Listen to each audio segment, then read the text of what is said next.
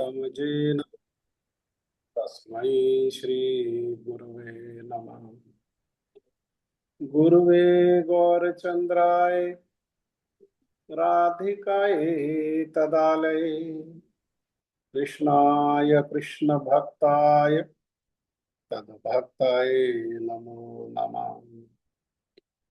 वाञ्छाकल्पतरुभ्यश्च कृपा सिन्धुभैव च पतितानां पावनेभ्यो वैष्णवेभ्यो नमो नमः। नमो महावदन्याय कृष्ण प्रेम प्रदायते कृष्णाय कृष्ण चैतन्य नामिने गौरतिशे नमः। यं प्रव्रजन्तमनुपेतमपेतकृत्यम् द्वैपायनो विरहकातराजुहाव पुत्रेति तन्मयतया सर्वोऽभिनेदुं स्तं सर्वभूतहृदयं मुनिमानतोऽस्मि। हे कृष्ण करुणा सिंधु दीनबंधु जगतपते गोपेश गोपिका कांत श्री राधा कांत नमस्तुते। तप्त कांचन गौरांगी श्री राधे वृंदावनेश्वरी वृषभानुसुते देवी प्रणमामि हरिप्रिय।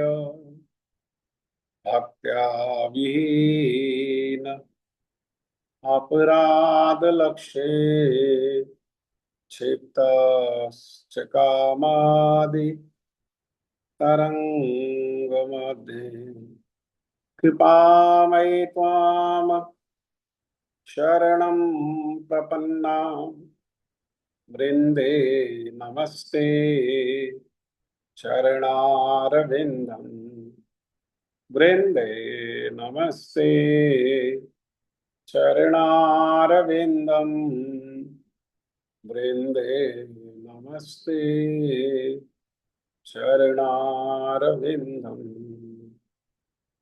श्री कृष्ण चैतन्य प्रभु नित्यानंद श्री अद्वैत गदाधर श्रीवासादि गौर भक्त वृंद। हरे कृष्ण कृष्ण कृष्ण हरे हरे हरे राम राम राम हरे हरे।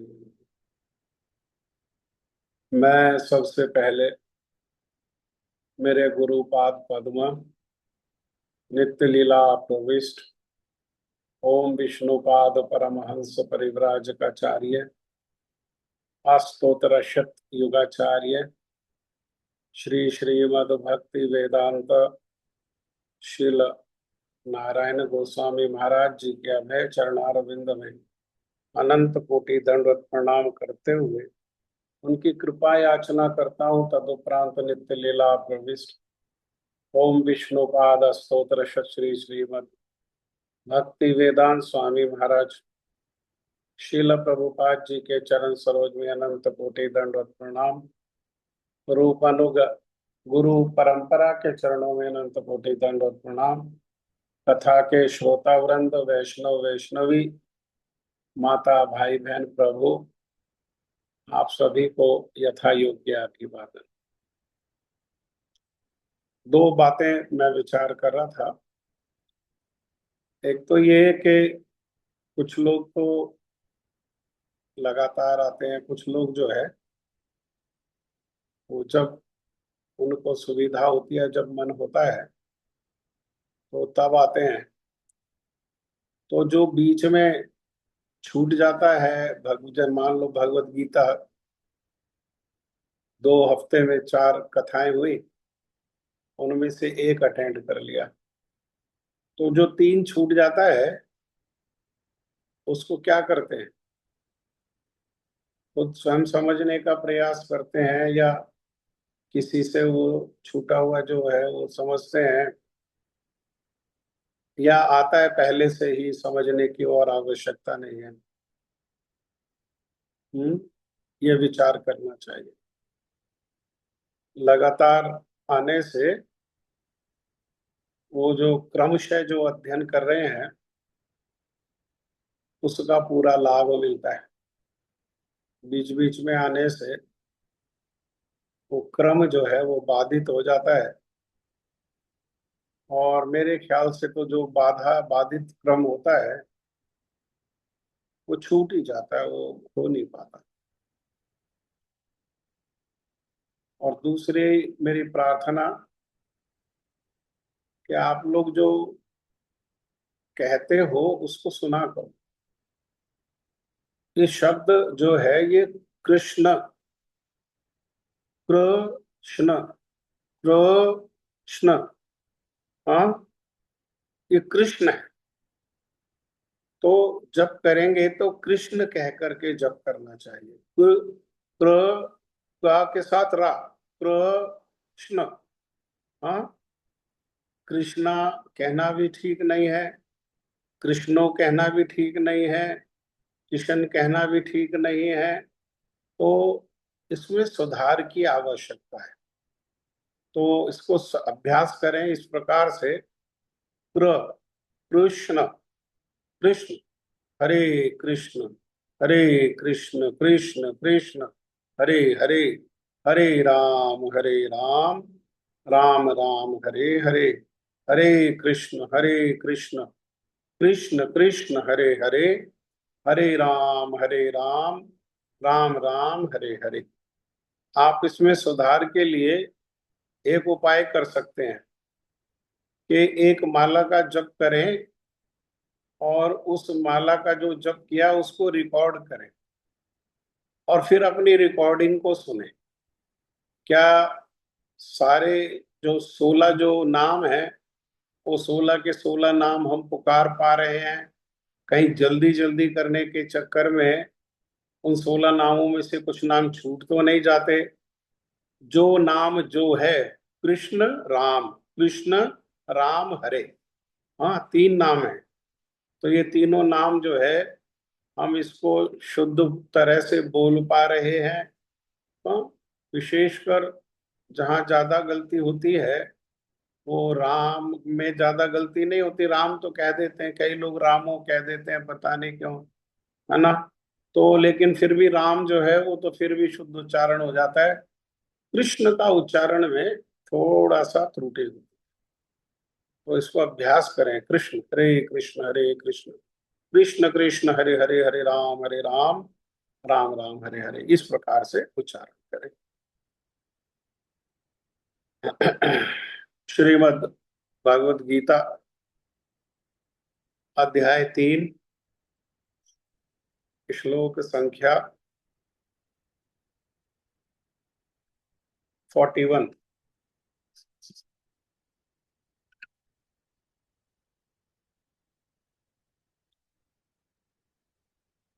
तस्मात् त्वम् इंद्रियाणि आदो नियम्य भर्तृषभ, पापमानं प्रजहीह्येनं ज्ञान विज्ञान नाशनम्।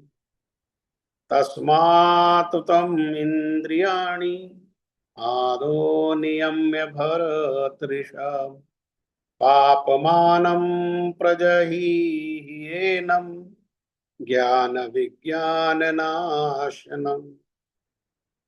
आप लोग कहिए।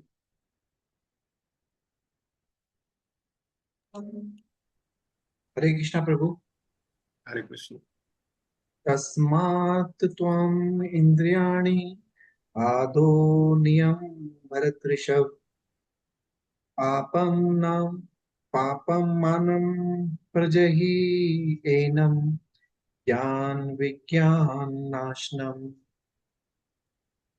पापमानं प्रजहीह्येनं ज्ञान विज्ञान नाशनम। पापमानम।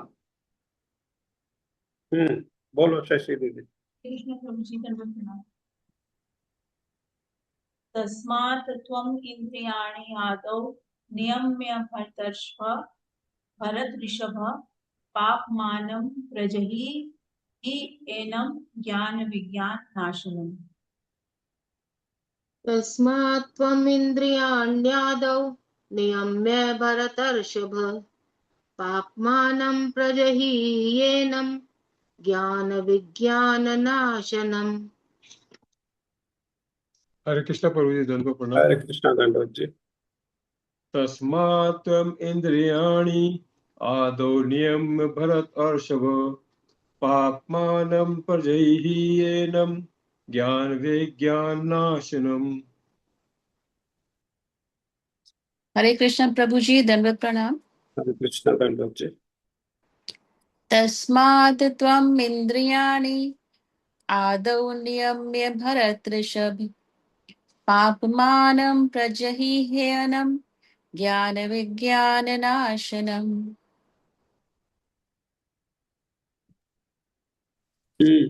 हरे कृष्ण प्रभु जी, दंडवत हरे प्रणाम। कृष्णा दंडवत जी। तस्मात् त्वम् इंद्रियाणि आदौ नियम्य भरतर्षभ भारत पास्मानं ऋषभ, भरत ऋषभ, भरतर्षभ पास्मानं प्रजह्येनं पापमानम, सैन्य पापमानम, पापमानं प्रजह्येनं ज्ञान विज्ञान नाशनम्। पापमानम प्रजहीह्येनं ज्ञान पापमानं विज्ञान नाशनम। प्रजह्येनं ज्ञान विज्ञान नाशनम्। नाशनम, नाशनम नहीं, हाँ, नाशनम। नाशनम। हाँ, हाँ। और कौन बोलेगा? तस्मात् त्वम् इन्द्रियाणि आदौ नियम्य भरतर्षभ पापमानं प्रजहीहि एनं ज्ञानविज्ञाननाशनम्। पापमानम प्रजहीह्येनं ज्ञान विज्ञान नाशनम। और किसकी इच्छा है बोलने की?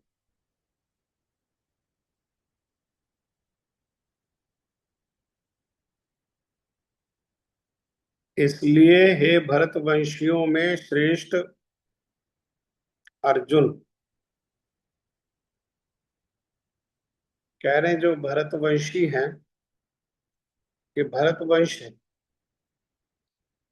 तो उन भरतवंशियों में कह रहे हैं अर्जुन आप जो हो वो श्रेष्ठ हो। इसीलिए जब वो कहा जाता है जैव धर्म के अनुसार कि प्रेम पर भक्त, तो वो पांडव हैं। पांडवों के लिए कहा प्रेम पर भक्त। प्रारंभ में ही इंद्रियों को वश में करके इस पाप के महान प्रतीक काम का दमन करो और ज्ञान तथा आत्म साक्षात्कार के इस विनाशकर्ता का वध करो।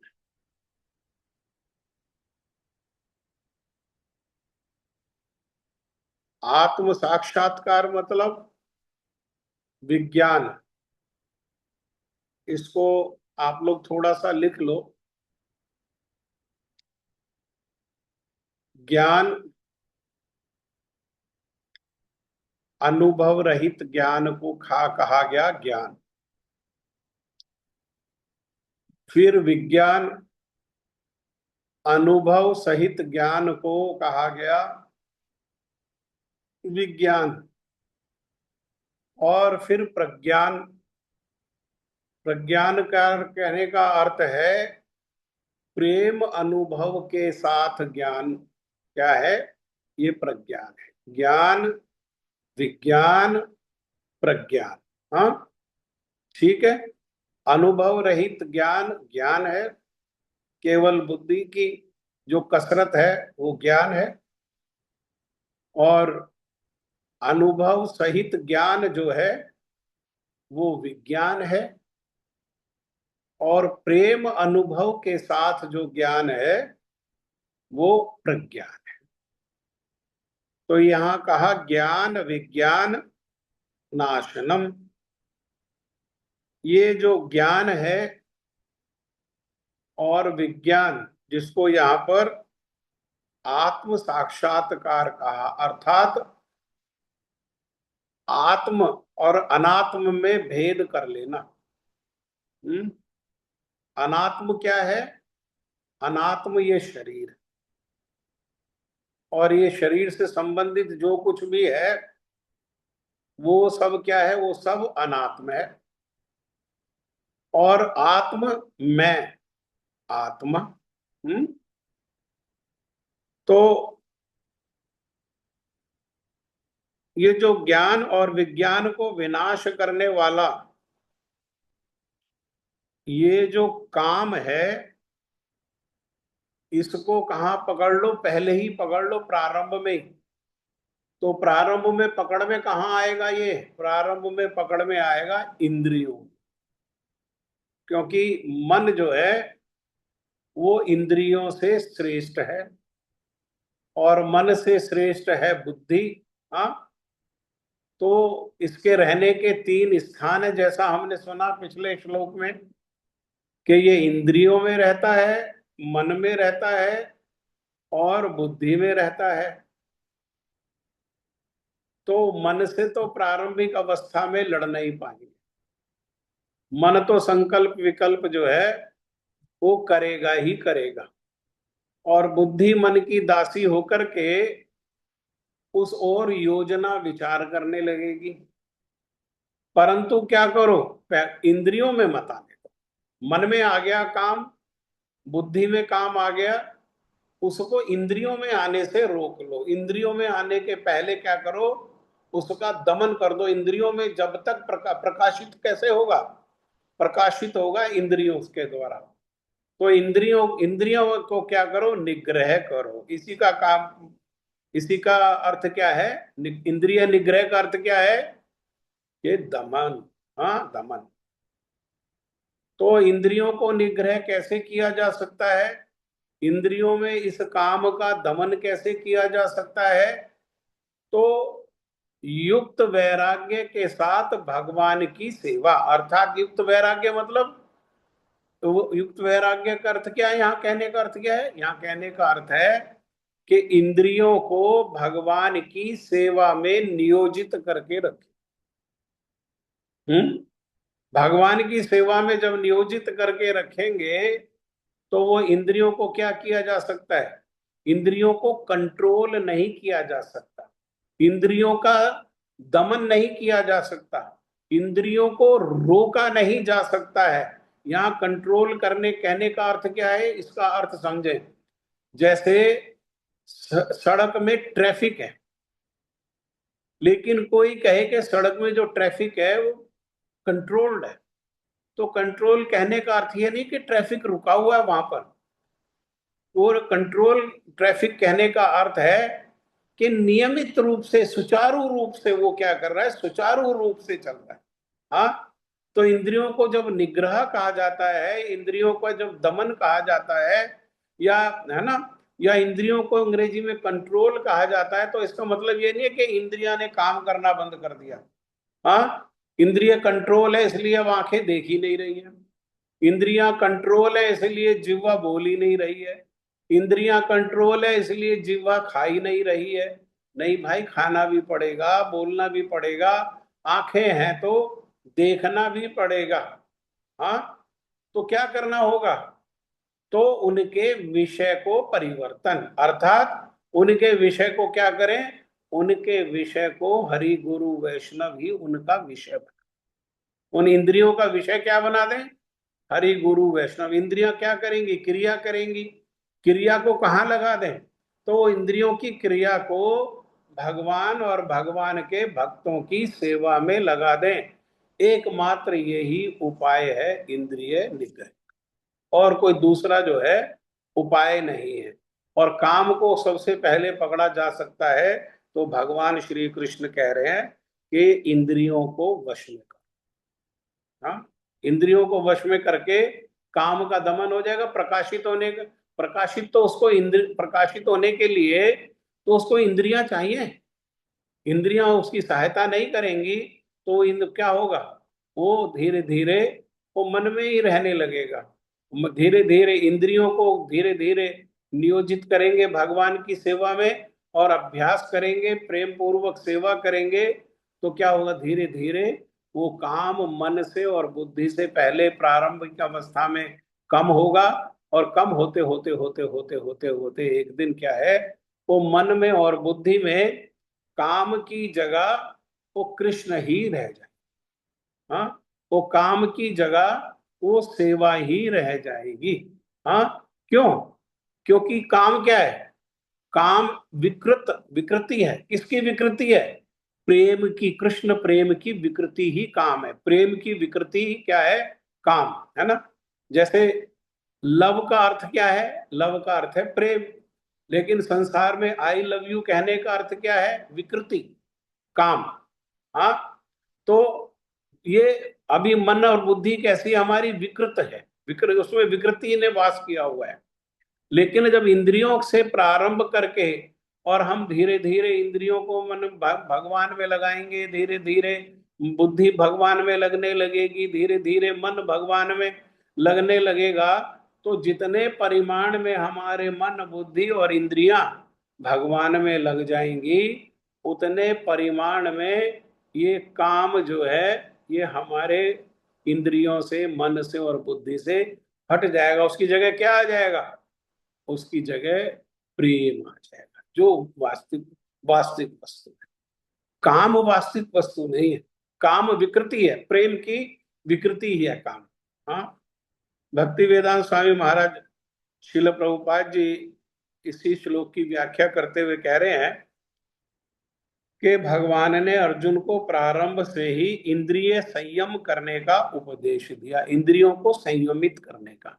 हाँ, हाँ, ये कंट्रोल का अर्थ है, जिससे वह सबसे पापी शत्रु काम का दमन कर सके। जो आत्म साक्षात्कार के अनेकों स्तर है। हाँ? आत्म साक्षात्कार का अर्थ है सेल्फ रियलाइजेशन। भक्ति वेदांत स्वामी महाराज श्रील प्रभुपाद जी ने एक ग्रंथ भी लिखा, साइंस ऑफ सेल्फ रियलाइजेशन।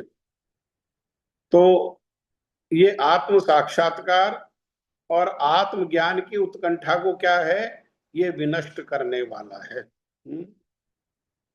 ज्ञान का अर्थ है आत्म और अनात्म के भेद का बोध।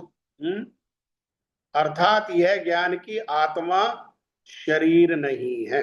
ये क्या है? ये ज्ञान। और विज्ञान से आत्मा की स्वाभाविक स्थिति और पर भगवान के साथ उसके संबंध का विशिष्ट ज्ञान सूचित होता है। विज्ञान क्या है कि प्रभु भगवान मेरे प्रभु हैं, मैं उनका सेवक हूं, और स्वयं को सेवा में नियोजित करना, ये क्या है? ये ज्ञान है। हाँ, ये विज्ञान है। और ज्ञान क्या है? ज्ञान है कि मैं ये शरीर नहीं, मैं आत्मा। ठीक है। श्रीमद् भागवत में दूसरे स्कंद में इसकी विवेचना इस प्रकार हुई है। ज्ञानम परम गुह्यम में यद विज्ञान समन्वितम सरहस्यम तदंग च ग्रहण गदितम मया। आत्मा और परमात्मा का ज्ञान अत्यंत गुह्य है, कॉन्फिडेंशियल है, रहस्य में।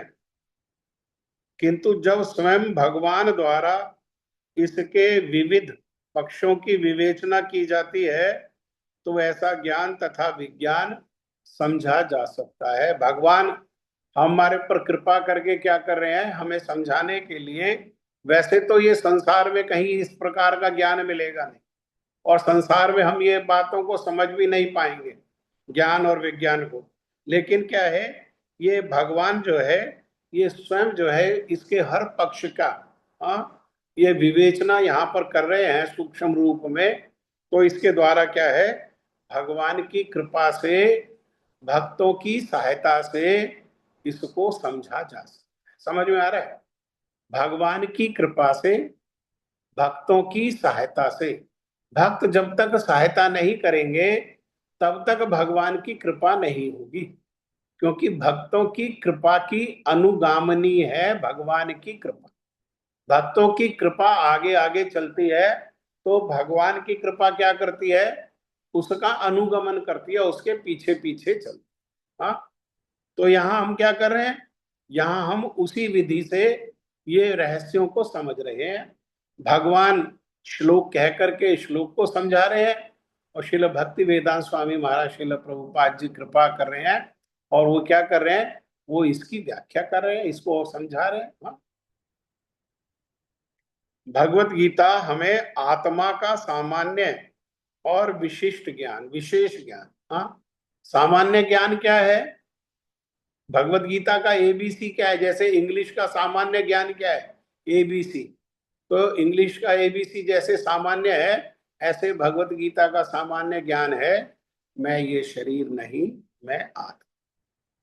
और विशिष्ट ज्ञान क्या है, विशेष ज्ञान क्या है, जिसको विज्ञान कहा, विज्ञान है कि वे भगवान हैं, मेरा उनसे नित्य सनातन संबंध है, वे मेरे प्रभु हैं, मैं उनका सेवक हूं, और स्वयं की इंद्रियों को, मन को, बुद्धि को उस सेवा में नियोजित करना, ये क्या है, ये विशिष्ट। ठीक है।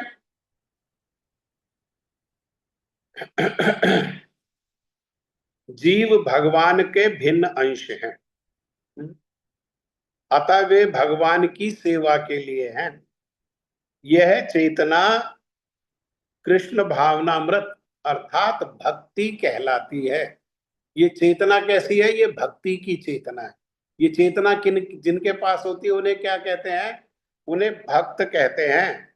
हाँ, कि मैं भगवान का भिन्न अंश हूं, और वे भगवान किसके लिए हैं, वो सेवा की।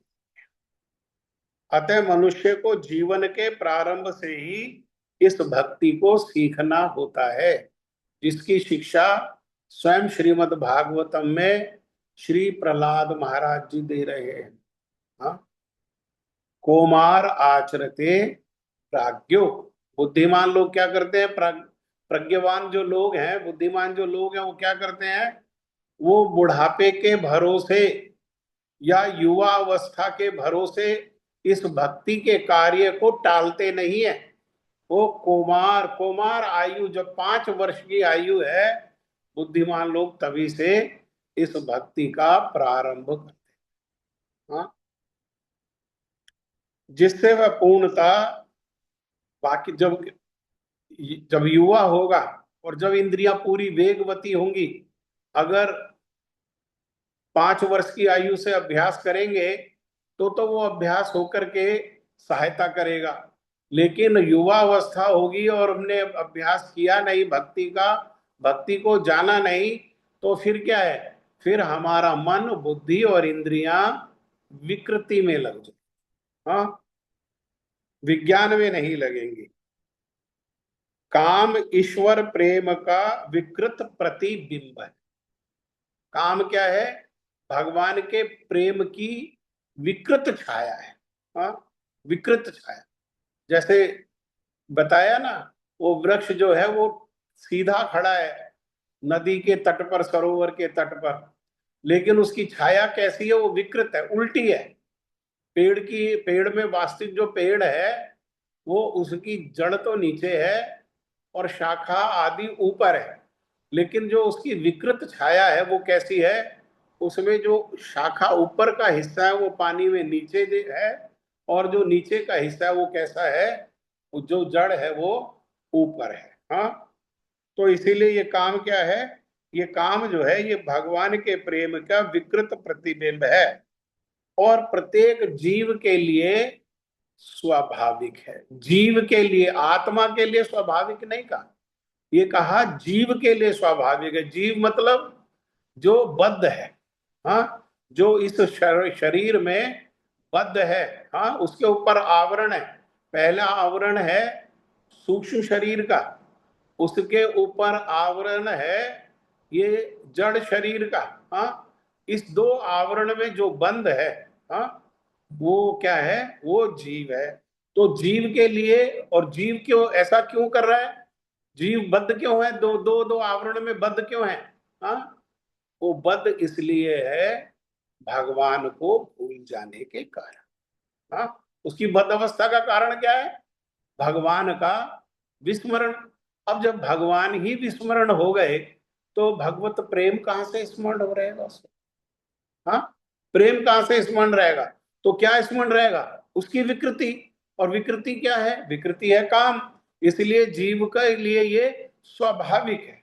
हाँ, इसमें कोई विशेष नहीं है, ये जीव के लिए स्वाभाविक है। इसीलिए शरीर की आवश्यकताओं में काम को भी कहा गया। हाँ, शरीर की जब आवश्यकताएं कही जाती हैं तो आहार, निद्रा, भय, मैथुन। मैथुन क्या है? मैथुन काम ही है। जो शरीर के स्तर पर है उसको ये आवश्यकताएं पड़ेंगी ही पड़ेंगी, और वो इन्हीं चार चीजों में रचेगा पचेगा। और उसमें भी क्या है? उसमें भी काम जो है वो प्रधान है।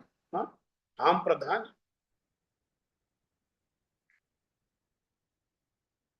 लेकिन कोई प्रारंभ से भगवान की भक्ति के किसी को अगर शिक्षा दी जाए और वो इसका अभ्यास करे तो वो क्या है? वो प्राकृतिक ईश्वर प्रेम काम के रूप में विकृत नहीं हो सकता। जीव जब तक आत्मा के स्तर पर है, जब अनात्म नहीं है, तो उसको ये काम स्पर्श नहीं कर सकता। अनात्म होने पर क्या होगा? ये काम जो है उसके इंद्रियों में, मन में और बुद्धि में तो स्वाभाविक रूप में प्रवेश कर जाएगा। और इसको जीव क्या करता है? जन्म जन्मांतर से जिस भी शरीर में जाता है वहां हर प्रकार के शरीर में इस प्रकार की सुविधा को रखा जाता है, और इस प्रकार की सुविधा जैसे ही इंद्रियां बलवती होती हैं वो इसको अभ्यास करता है। एक बार ईश्वर प्रेम के काम रूप में विकृत हो जाने पर उसके मौलिक स्वरूप को पुनः प्राप्त करना दुसाध्य हो जाता है।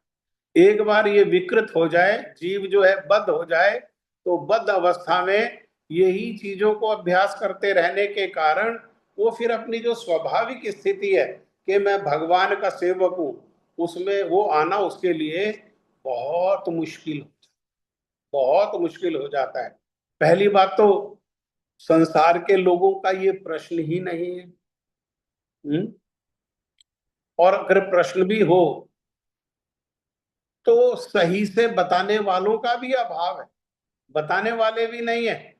हाँ, पहली बात तो इस प्रकार का प्रश्न आना ही कठिन है, आएगा ही नहीं।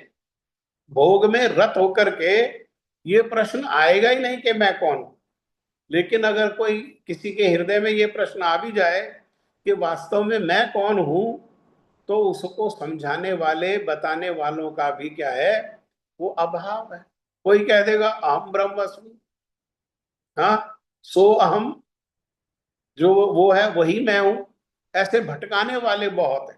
हाँ? वास्तविक ज्ञान देने वालों का बहुत अभाव है। वो तो भगवान की कृपा से ही ऐसे संत हमारे जीवन में आते हैं। भगवान की कृपा से ही हमारे को क्या है?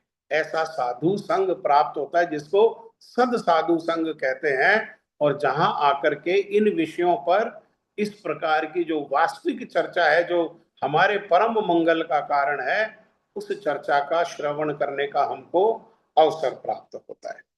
हाँ, दुसाध्य होने पर भी भगवान की भक्ति, कृष्ण भावनामृत का अर्थ है भक्ति। हाँ, भक्ति इतनी शक्तिशाली है कि चाहे उसमें विलंब हो जाए, हाँ, कोई भक्ति को विलंब देर से प्रारंभ करे, लेकिन मान लो प्रहलाद महाराज के उपदेश को नहीं माना, हाँ, कुमार अवस्था से प्रारंभ नहीं किया, तो विलंब से प्रारंभ किया। तो वो शिलजीव गोस्वामी पाद जी अपने षड संदर्भ में यही बात को उदाहरण देते हैं कि बाल्यावस्था में करने पर भी मंगल, युवावस्था में करने पर भी मंगल, और वृद्धावस्था में किया तो वृद्धावस्था में करने पर भी जो है वो मंगल है। हाँ, जैसे श्रीमद् भागवतम में हमने सुना ना, अजामिल ने कब प्रारंभ किया? जब एक बार मर गया, यमदूत आ गए लेने के लिए, और यमदूत से भगवान के भक्तों ने रक्षा करी, भगवान के दूतों ने रक्षा करी, उसको अवसर प्रदान किया, तब उसने किया वृद्धावस्था में। लेकिन करने पर भी उसने क्या किया? भगवान को प्राप्त कर लिया। और प्रहलाद महाराज ने और ध्रुव महाराज ने तो बाल्यावस्था में कर दिया। हाँ, द्रौपदी ने तो युवावस्था में किया। हाँ, ये कभी भी किया जाए, ये भक्ति जो है ये इतनी शक्तिशाली है कि इसके विधि विधानों का पालन, अर्थात अभी हृदय में राग भक्ति भी उत्पन्न ना हो, कोई वैदिक भक्ति में भी अपने आप को ठीक से लगा लेता है, तो क्या है, वो भी भगवान का प्रेमी बन सकता है। हाँ, उसके हृदय में भी प्रेम जागृत हो सकता है। हाँ, वैदिक भक्ति से ही राग भक्ति में प्रवेश मिलेगा। अतः जीवन की किसी भी अवस्था में या जब भी इसकी अनिवार्यता समझी जाएगी जीव के द्वारा, मनुष्य को क्या करना चाहिए? मनुष्य को भगवत भक्ति के द्वारा इंद्रियों को वश में करना प्रारंभ कर देना चाहिए। वो भक्ति के सहायता से, सद साधु के उपदेश की सहायता से क्या कर सकता है? इन इंद्रियों को ये काम से खींच करके और भगवान में लगा सकता है, ऐसा बल उसको प्राप्त हो सकता है। और काम को क्या किया जा सकता है? काम को भगवत प्रेम में बदला जा सकता है। और ये काम जो प्रेम है, ये क्या है? ये प्रेम ही मनुष्य जीवन की पूर्णता की चरम अवस्था। मनुष्य का लक्ष्य क्या है? मनुष्य जीवन का लक्ष्य क्या है? इस प्रेम की प्राप्ति। हाँ, भगवत प्रेम की प्राप्ति ही हमारा जो है ये लक्ष्य है। हाँ, ठीक है। इस प्रकार से हमने आज श्रील भक्ति वेदांत स्वामी महाराज श्रील प्रभुपाद जी के द्वारा दी गई जो व्याख्या है, इसको हमने श्रवण किया। आगे फिर श्रील भक्ति विनोद ठाकुर और श्रील विश्वनाथ ठाकुर पाद जी के द्वारा जो व्याख्या है उसको हम फिर कल श्रवण करेंगे। ठीक है, परसों के स्थान पर भगवत गीता की जो कथा है वो कल होगी। ठीक है, किसी का कोई आज के विषय से संबंधित कोई प्रश्न है या कोई टीका है, कोई कहना चाहते हैं, कुछ कहने की इच्छा है तो आप कह सकते हो। एक सूचना है कि हम शनिवार को जो दही चिड़वा उत्सव है वो पहले हरे कृष्णा प्रभु की सोसाइटी में सुख सागर में कर रहे थे, वो अब सुख सागर में ना होकर के वृंदावन अपार्टमेंट, एक सोसाइटी है बटपड़गंज में ही है, वो वृंदावन अपार्टमेंट में करेंगे। थोड़ा सा परिवर्तन।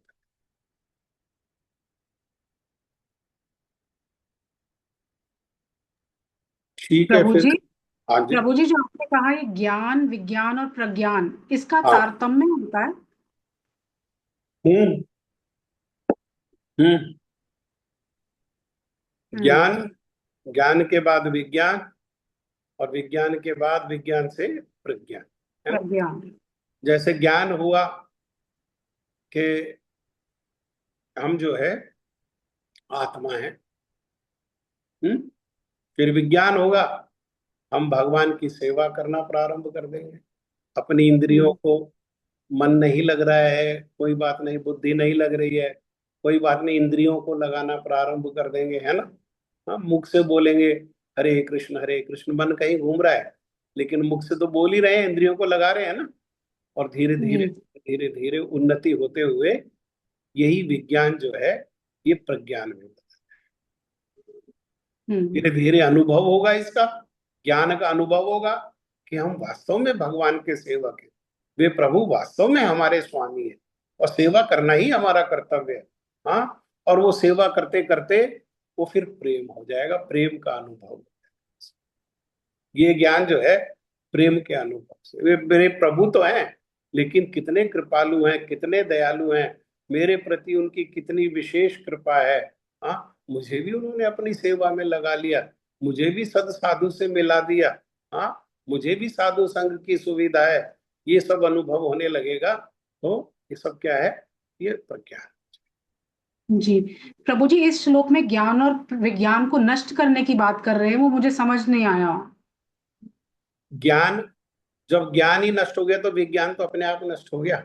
ज्ञान ये है कि हम आत्मा हैं।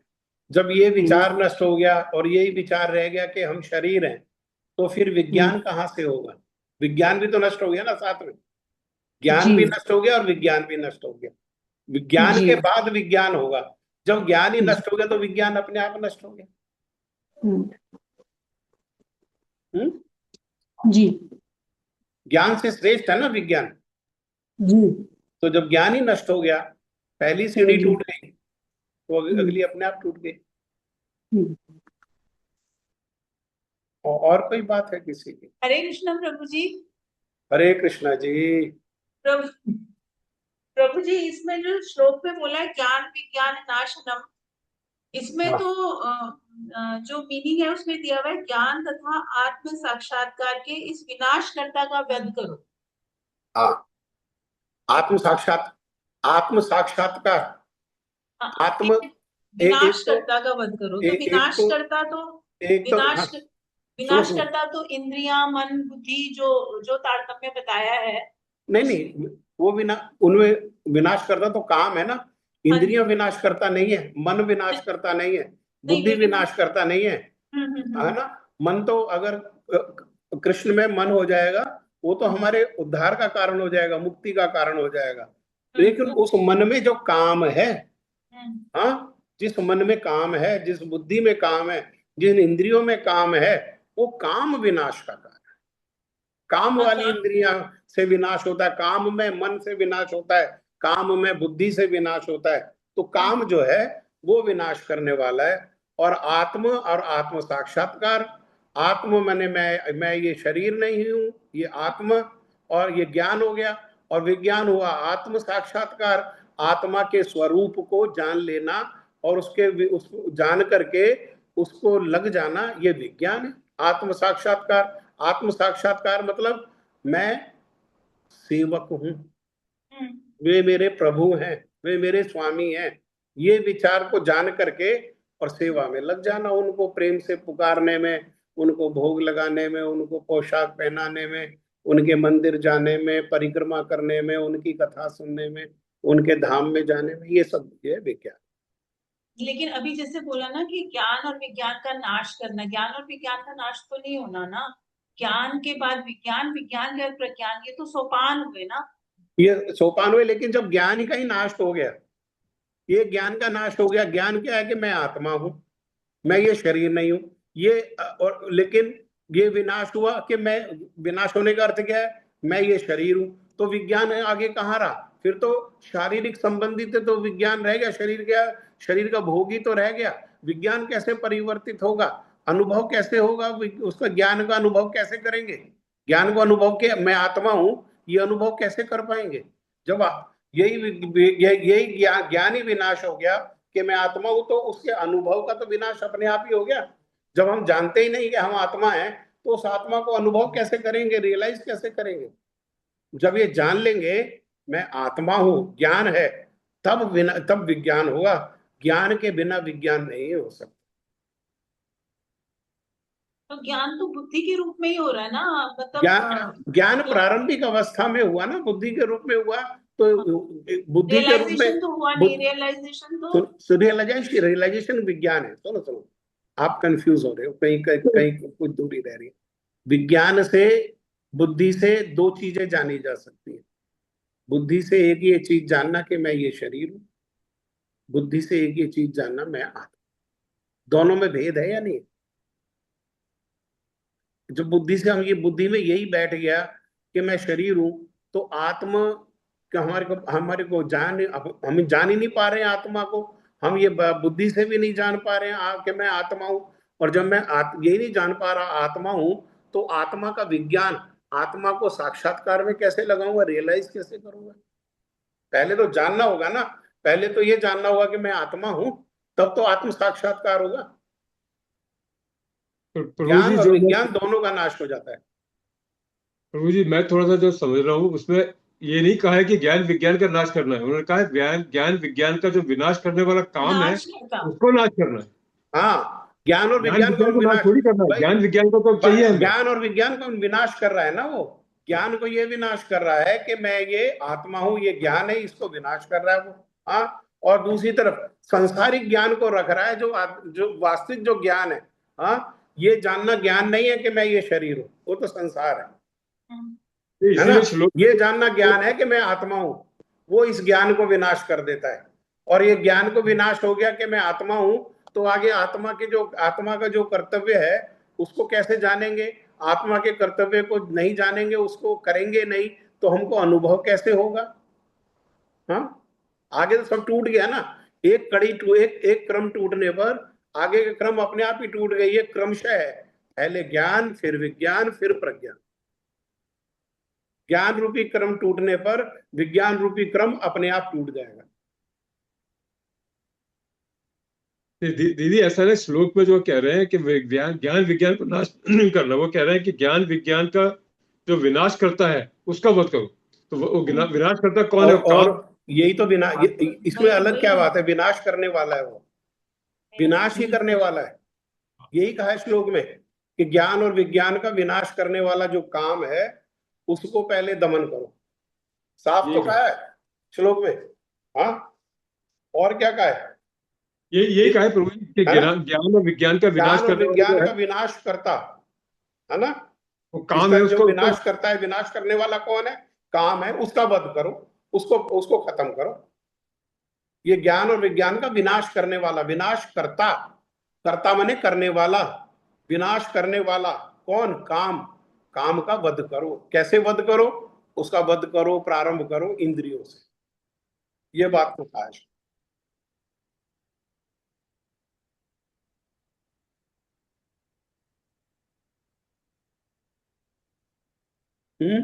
अभी कितना क्लियरली हम पढ़ के तो आए हैं सारा, कितना सब पढ़ के तो आए हैं कि ज्ञान क्या है। ज्ञान का अर्थ है आत्म और अनात्म का बोध। यह ज्ञान की आत्मा शरीर नहीं है, ये ज्ञान है। हाँ, आत्मा शरीर नहीं है। हाँ, ये ज्ञान है। अगर यही ज्ञान, लेकिन काम क्या करता है? पहले इसी को विनाश कर देता है। वो क्या क्या ला देता है मन में कि मैं ये शरीर। वो विचार ही नहीं कर पाता कि मैं आत्मा हूं, ये ज्ञान ही नहीं आ पाता कि मैं आत्मा हूं, तो उसको विनाश करना। नहीं प्रभु जी, मेरा प्रश्न ये नहीं था। वो असल में जो मेरे से पहले प्रश्न हुआ था ना कि ज्ञान और विज्ञान का नाश किस प्रकार होगा, तो वो मैं बोल रही थी कि इसमें तो है ज्ञान और विज्ञान के नाश की बात नहीं है, ज्ञान और आत्म साक्षात के विनाशकर्ता का वध करो, ये वाली आत्म बात। साक्षात्कार ही तो विज्ञान है। हाँ, आत्म साक्षात्कार विनाश विज्ञान है, लेकिन अच्छा अच्छा, आप पढ़ो पढ़ो पढ़ो, आप पढ़ो पढ़ो, आप पढ़ो पढ़ो। नहीं, प्रभु जी वो ठीक कह रही है दीदी। वो दीदी ये कह रही है कि जो मोनिका दीदी ने पूछा था, उन्होंने उसमें कहा था कि ज्ञान विज्ञान का नाश करो, तो ज्ञान विज्ञान का नाश नहीं, वो ज्ञान विज्ञान के विनाशकर्ता का नाश करना है। यही दीदी बता रही थी कि विनाश उसका काम का नाश करने की बात है, ज्ञान विज्ञान का नाश हाँ, नहीं करना है। अरे भाई, मैं 100वीं बार फिर के दोहरा देता हूँ। ज्ञान और विज्ञान को विनाश करने वाला काम है, काम का वध करना है। मैंने कब कहा ज्ञान और विज्ञान का विनाश करना है? आपने मैंने नहीं कहा ही कहा। नहीं ज्ञान और विज्ञान का विनाश करना है। मैं नहीं, आपको कह रहा हूं आपने विनाश करता। मैंने तो इतना भी बताया, विनाश करता। कर्ता मैंने करने वाला, विनाश करने वाला। ज्ञान और विज्ञान को विनाश करने वाला काम है, काम का वध करो। और इसमें दूसरी बात ही नहीं है कोई। काम और विज्ञान का ज्ञान और विज्ञान का विनाश किसने कहा? विनाश के क्या हुआ?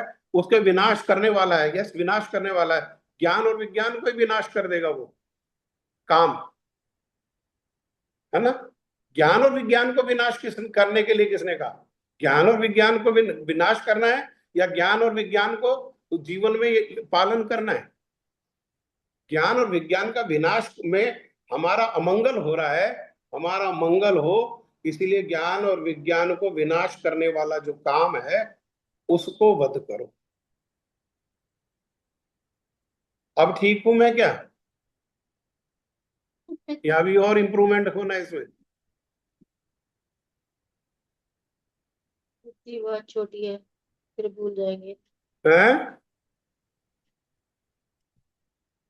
आप लोग जो है, मेरी प्रार्थना है, इसको पहले पढ़ के आया करो।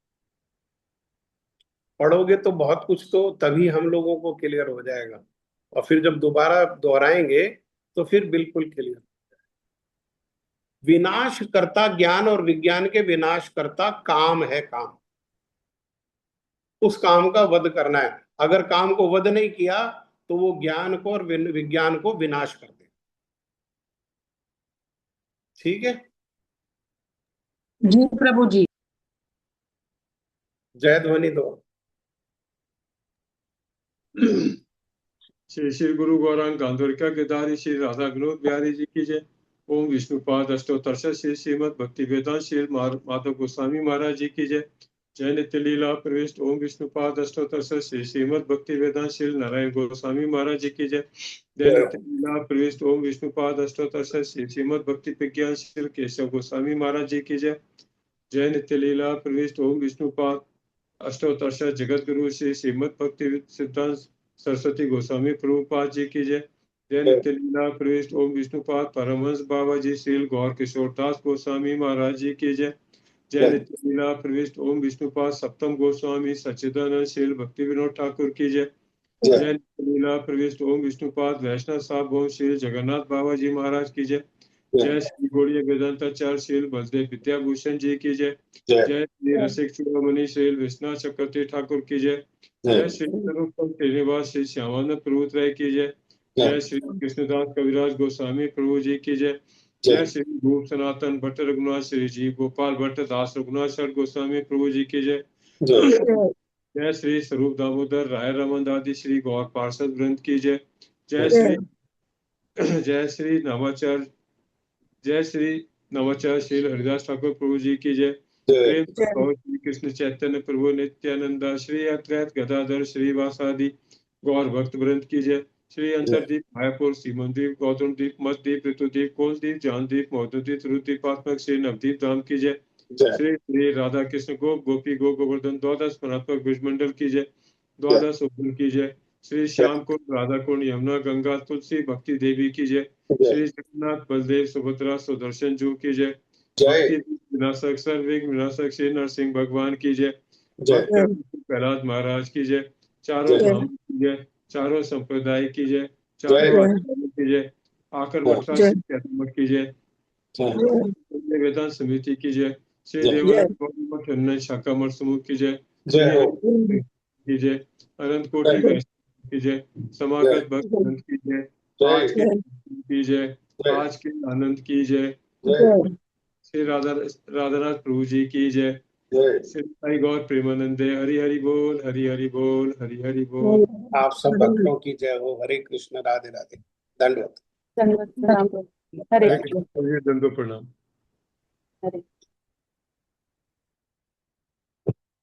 हरे कृष्ण प्रभु जी धन्यवाद।